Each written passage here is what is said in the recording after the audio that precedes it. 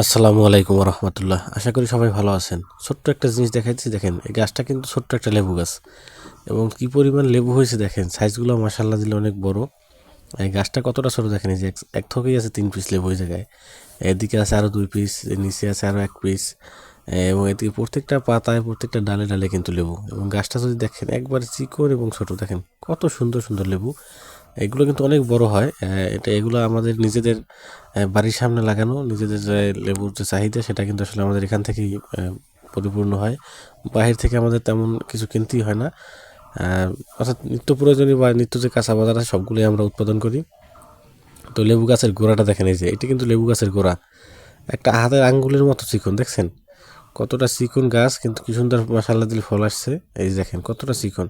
তো এই কারণে বলি সবাই আসলে নিজেদের যা যা প্রয়োজন সেগুলো আসলে গাছ লাগান, নিজেরাই উৎপাদন করেন, বাহির থেকে কেনাটা আসলে কমাই দেন।